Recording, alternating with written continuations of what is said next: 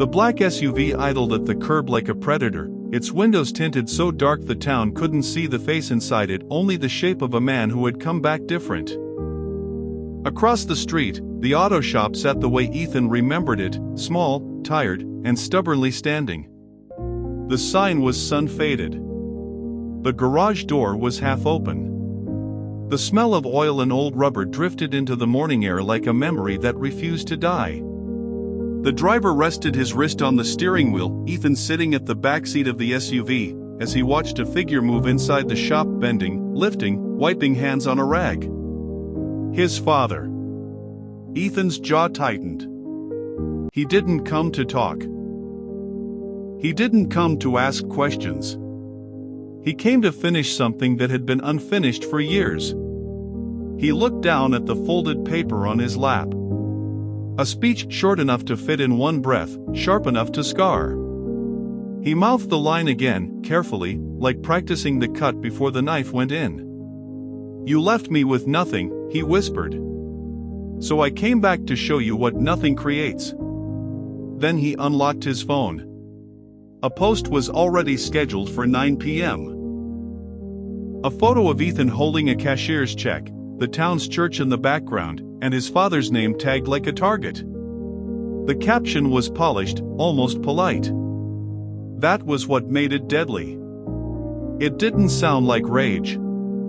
It sounded like truth shared with an audience. Ethan exhaled, slow and controlled, and whispered, "Tonight, everyone will know who he really is." He tapped his bank app, just to make sure the money was ready when the moment came. The screen refreshed. A red warning bar slid into view. When Ethan was 10, he learned what waiting does to a child. He waited on the porch steps with his knees pulled to his chest, the wood still warm from the day's sun. Evening insects sang in the bushes. The streetlight buzzed and flickered like it couldn't decide whether to stay awake. Inside the house, the air smelled like dinner that had gone cold because nobody wanted to eat without him. His father had crouched down earlier, face close, voice gentle, almost convincing. "I'll be back tonight," he said. "I promise. Don't fall asleep, okay?" Ethan nodded hard, the way children do when they need a promise to be real. Then the hours stretched. 10 minutes became an hour. One car passed, then another. Every time headlights turned onto the street, Ethan's heart jumped, because hope always runs ahead of wisdom at that age. But the headlights never stopped in front of his house. Eventually, the porch grew colder. The night grew quieter. And Ethan realized something a child should never have to realize. Promises don't bleed when they break. People do. A few months later, school hosted one of those events meant to make kids feel safe: Father's Day breakfast, folding tables and paper plates, teachers smiling too hard. Dads filled the room, laughing, clapping their sons on the back, taking photos. Ethan sat with an empty chair beside him and kept scanning the doorway like it was his job to make miracles happen. His teacher touched his shoulder softly. "Is he running late?" Ethan forced a smile that didn't fit his face. "Yes," he lied. But the truth sat down in that empty chair and stared at him. He wasn't late. He wasn't coming. Ethan didn't just grow up after that. He hardened. He stopped praying like a child and started planning like a man. He stopped hoping and started working. And somewhere deep in him, a vow formed, quiet, vicious, permanent. "If I ever get power," he told himself, "I'll make him feel what I felt."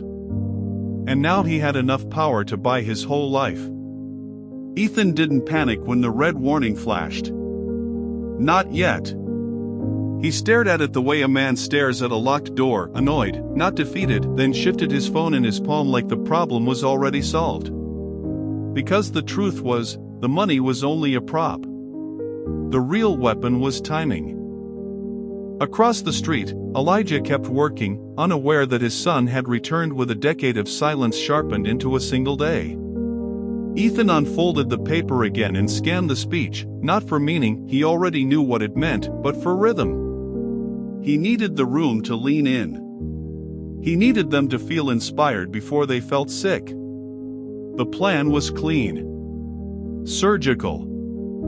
First, the church event that night, the biggest one the town had. A packed sanctuary. Cameras rolling. A live stream. The kind of place where reputations got built and broken in the same breath. Second, he'd walk up like a success story, the local boy who made it, and hand over a donation so large people would gasp. A check big enough to make the pastor's voice tremble. Third, he'd smile, thank God, thank the church, talk about blessings and perseverance, soft, humble words that sounded like healing. And then, right when the room relaxed, he'd turn the blade. He'd say his father's name. He'd say what happened. He'd say it plainly. Not screaming. Not raging. Just truth served cold in public. He imagined the moment the congregation's admiration curdled into disgust. The moment his father's face realized there was no hiding place left. The moment the town finally looked at Ethan the way Ethan had looked at himself as a child, abandoned. Ethan's mouth lifted into a calm, satisfied smile. By tonight, he murmured, my pain gets an audience. He tried the simplest thing first. He opened his banking app and tapped transfer, the same motion he'd done 100 times, the same effortless flex of privilege. The screen spun for a second. Then it rejected him like a stranger. He tried again. Different accounts. Same result. A tight heat rose in his chest, not fear yet, something closer to insult. He refreshed, logged out, logged back in.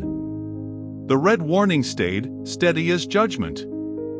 Account temporarily restricted. He clenched his jaw and dialed his assistant. Straight to voicemail. He called again. And again. Nothing. Ethan swiped to his contacts and called his private banker, a number that had always felt like a shortcut to reality. A polite automated voice answered first. Due to unusual activity, your account is currently under review. He pressed 0 until the system finally gave him a human voice. Sir, the representative said, careful and rehearsed, there's been a security flag. Fraud prevention protocol. We'll need verification. I am the verification, Ethan snapped. I'm standing here, right now. I understand, sir, she replied, unshaken. But the system requires a review. It can take up to 24 hours. 24 hours. Ethan's eyes flicked to the clock. The day hadn't even fully begun, and something invisible already had its hand on his throat. He stared across the street at the shop again, his father's shop, then down at his own hands. Hands that had signed deals, moved numbers, bent rooms to his will. And now he couldn't move his own money. A crack formed in his control, thin but real, and rage rushed to fill it. Not because he was broke. Because he was powerless. He forced a slow breath through his nose, like he could discipline the universe into obeying. He looked at the time again, still early. Fine, he whispered, voice tight with confidence he refused to lose. I don't need the money to shame him. The SUV eased away from the curb, rolling past the auto shop like it was leaving a crime scene before the crime had even happened. Ethan sat in the back seat, the way powerful men did, distance between themselves and the world, glass between themselves and consequences. His driver, a middle-aged man with calm eyes, kept both hands on the wheel and said nothing. Ethan unfolded the paper again and rehearsed under his breath, polishing his cruelty until it sounded like righteousness. You left me with nothing, he murmured. So I came back to show you what nothing creates. He tried it again, slower, savoring the word. Then the blinker clicked. The SUV pulled over. The driver put it in park. Silence. Ethan looked up. What are you doing? The driver stared ahead for a moment, then met Ethan's eyes in the rearview mirror, steady, unafraid. I'm resigning, he said simply. Ethan blinked. You're what? I'm not helping you do this, the driver repeated. I thought I was hired to drive you, not deliver you to revenge. Ethan's voice dropped, sharp.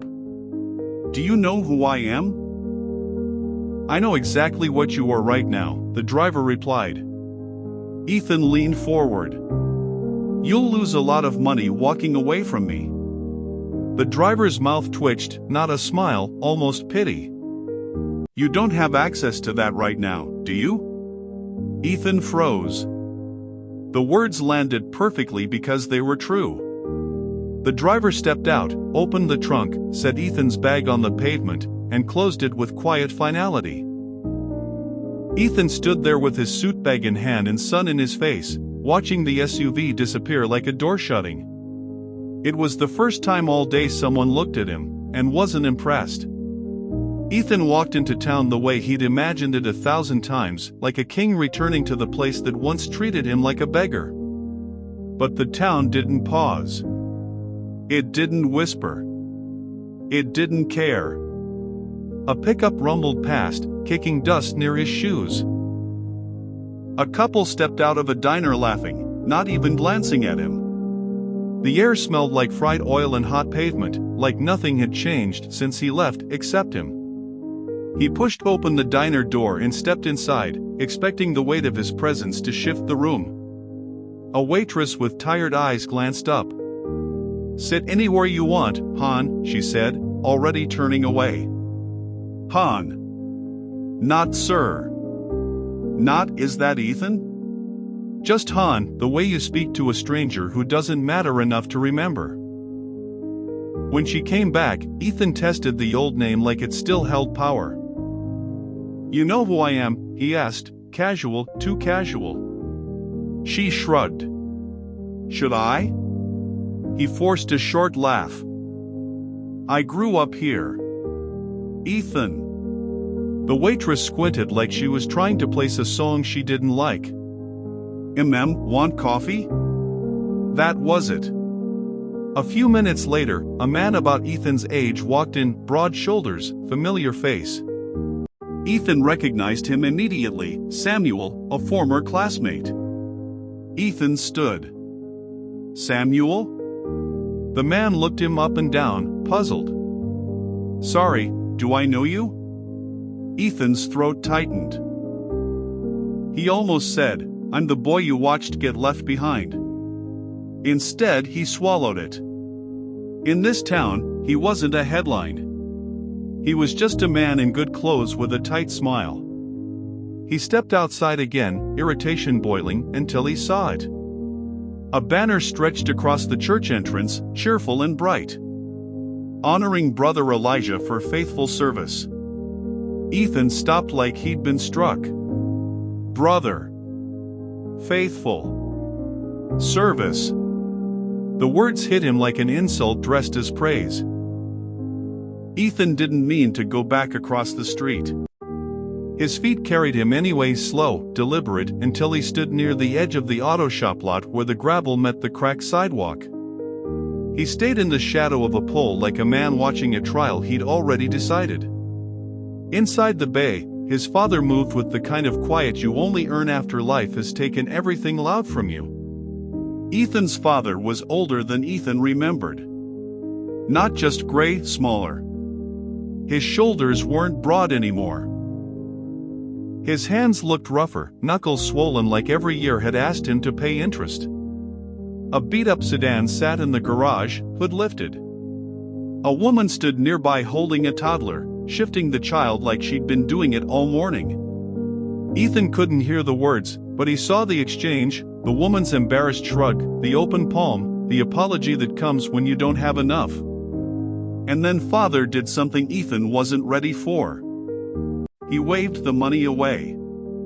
Not dramatically. Not for attention. Just a small shake of the head, a gentle motion like, "It's all right. I'll handle it." Then he bent back over the engine and kept working anyway. Ethan's stomach tightened. This was supposed to feel good. He'd imagined his father as a monster, because monsters make revenge feel holy. But the man in front of him didn't look like a monster. He looked like a man who had kept living. And that was the part that burned. He kept living, Ethan thought, throat going hot, and I kept bleeding. The anger in him shifted, deepened, turned uglier. This wasn't about justice anymore. This was about needing his father to hurt the way Ethan had hurt. Ethan backed away from the lot, jaw clenched, and turned toward the motel where his suit bag waited. Because tonight wasn't just a moment. Tonight had to look perfect. The motel room smelled like stale air and lemon cleaner, the kind of place people stayed when they didn't plan on being remembered. Ethan hung the suit on the closet door like armor. Deep charcoal. Sharp cut. The kind of suit that made men stand straighter just looking at it. He stared at himself in the mirror and rehearsed the smile, the humble one, the convincing one, the smile that said I'm healed, while his heart planned a public execution. He reached for the iron, pressed the first sleeve, and told himself, control. All you need is control. A knock came at the door. Housekeeping, a voice called. Ethan didn't answer. The knock came again, then the handle jiggled, like whoever it was thought the room was empty. Ethan yanked the door open, irritation already rising. And the employee, startled, jerked backward. The paper cup of coffee in her hand tipped. It happened in slow motion. Dark liquid arcing through the air, splashing across the front of his suit like a stain spreading on a verdict. Coffee, hot, bitter, soaked into the fabric. Ethan froze. The employee gasped. "Oh my God, sir, I'm so sorry." Ethan's voice surged before his brain could catch it. "Do you know what you just?" He stopped. Because she wasn't laughing. She wasn't careless. She looked terrified, young, underpaid, shaking like she might cry. And Ethan saw the scene from the outside, a wealthy man in a cheap motel shouting over a suit while someone apologized like a child. He was the only one making it ugly. Minutes later, he stood under buzzing thrift store lights, buying a wrinkled button-down and slacks that didn't fit his body or his identity. He came dressed like a judge. Now he looked like a man nobody would listen to. By late afternoon, his phone sat at 7%, a tiny number that shouldn't have mattered, except it did, because his whole life ran through that screen. He tried a wall charger. The outlet was loose. The plug slipped out like it didn't respect him. Outside, service bars flickered between one and none. He called a business friend, voicemail. He called again. A text popped back, in a meeting. Can't talk. Hope all is well. He tried another. Then another. One didn't answer at all. Another sent, wish I could help, brother. Traveling. A third picked up. Ethan heard laughter, a restaurant, comfort. Then the voice went careful. Ethan, my guy. I'm slammed. But you're Ethan. You always figure it out. The call ended like a door closing softly. Ethan stared at the screen, heat crawling up his neck. Not because he needed them, but because he finally saw it, these weren't relationships. They were transactions. And transactions only worked when he looked untouchable. Right now, he doesn't. His thumb hovered over the scheduled post, still set for 9 p.m., and for the first time, he didn't feel powerful holding it. He felt exposed, like a man clutching a mask that was slipping off in public. His battery dropped to 4%. Across the street, the church parking lot began to fill. Smiles. Handshakes. The sound of a microphone being tested through open doors. The event was starting soon. Ethan shoved the phone into his pocket and started moving faster than he meant to. Not confident now. Desperate. He didn't end up at the front doors. He ended up behind the building, where folding tables were set up with aluminum trays and styrofoam cups. Volunteers moved like they'd done this 100 times. A handwritten sign was taped to a post. Community meal, all are welcome. A line stretched along the wall, quiet people, tired faces, mothers holding kids, men staring at the ground like they were trying to disappear. Ethan stopped. This wasn't his lane. He was supposed to walk into the sanctuary like a testimony, like a man who had made it. But his stomach growled, sharp and embarrassing. Sweat clung to his collar. His throat felt dry, not from thirst but from the day grinding him down piece by piece. He tried to slip past. A volunteer, kind eyes, gray hair tucked under a hairnet, smiled at him like she didn't see his pride, only his need. "Dear," she said warmly, pressing a tray into his hands before he could refuse, "we're glad you're here." Ethan's fingers tightened around the tray. Every part of him wanted to snap, "Do you know who I am?" Wanted to straighten his shoulders, announce his net worth, demand recognition. But the words didn't come. He was too tired to perform. Then, just a few feet away, an elderly man prayed over the table in a voice soft enough to miss if your heart wasn't already breaking. "Lord," the man whispered, "feed the hungry, especially the ones who don't know what they're hungry for." The sentence went through Ethan like a clean blade. Not anger this time. Something worse. Conviction. He looked down at the tray in his hands, the cheap plastic, the warm bread, the simple meal, and his chest tightened as if the day had finally cornered the truth he'd been running from. His voice came out small. "Is this me?"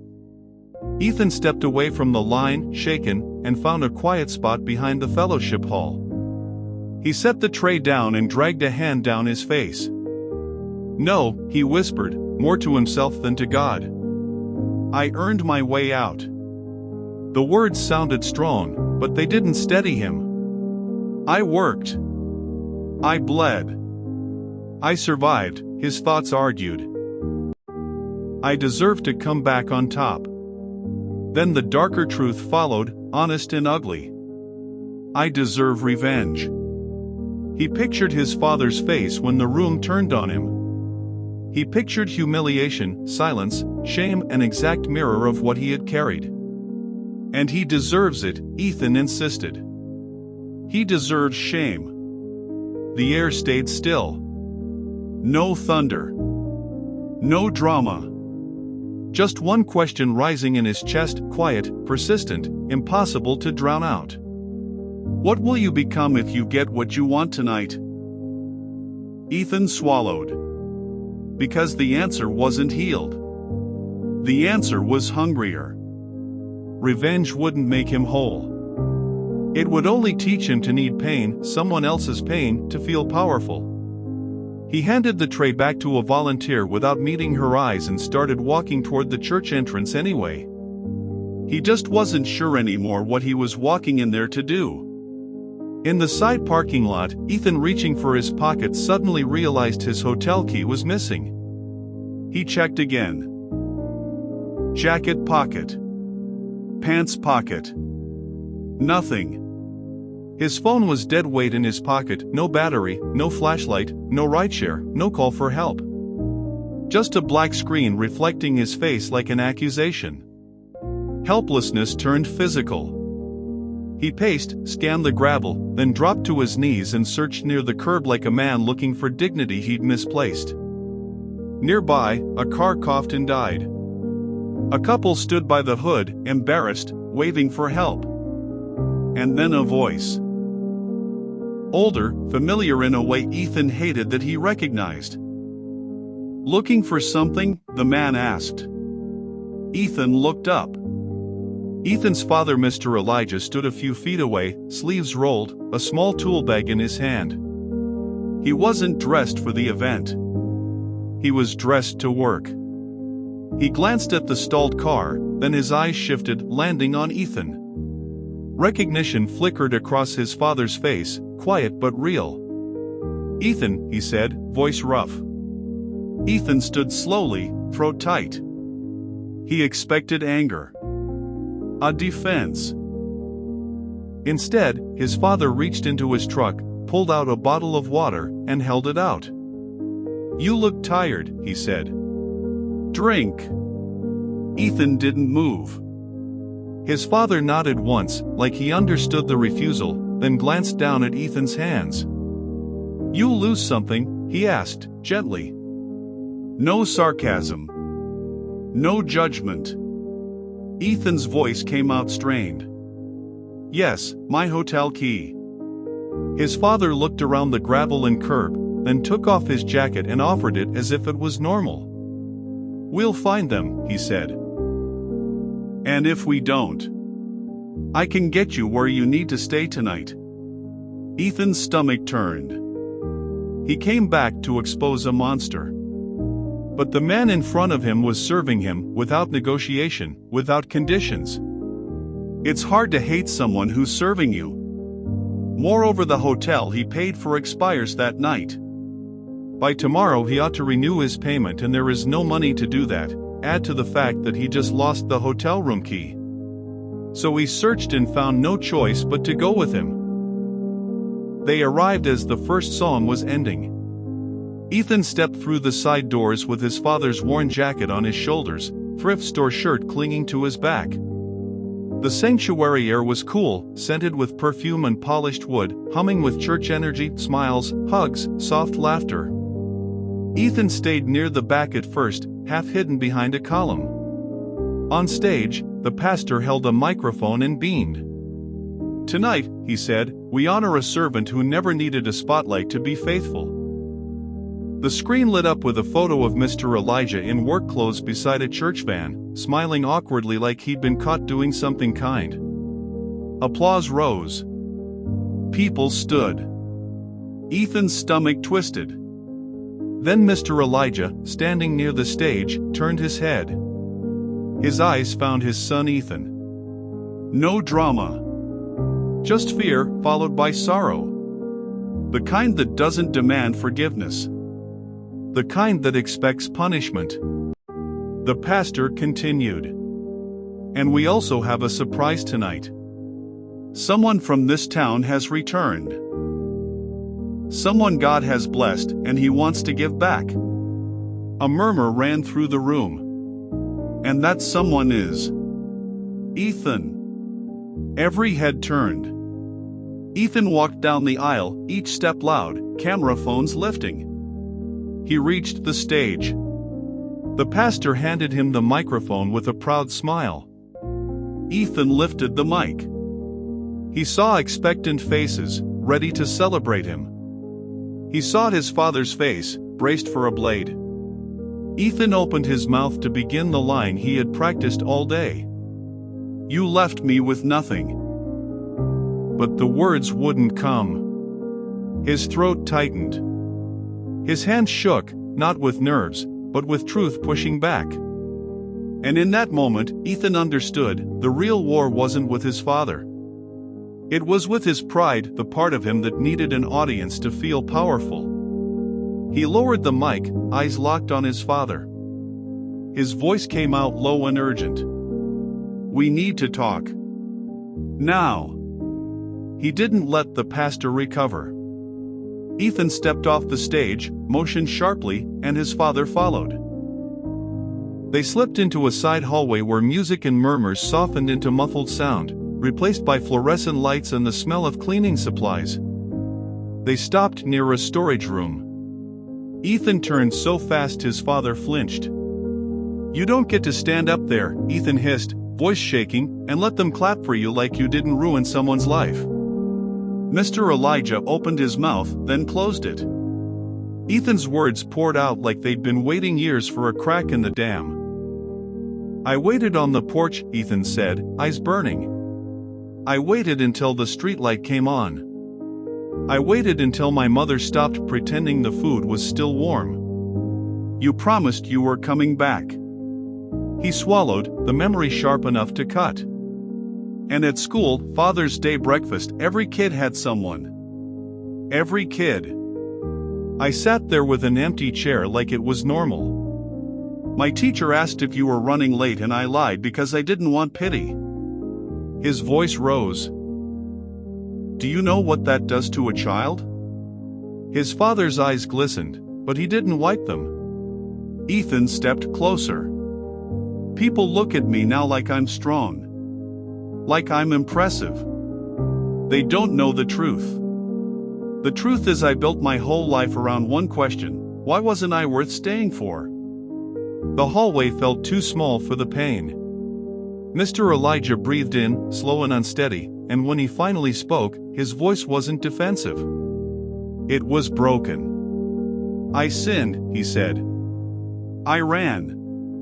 I abandoned you. There's no holy way to say it. Ethan blinked, thrown off balance.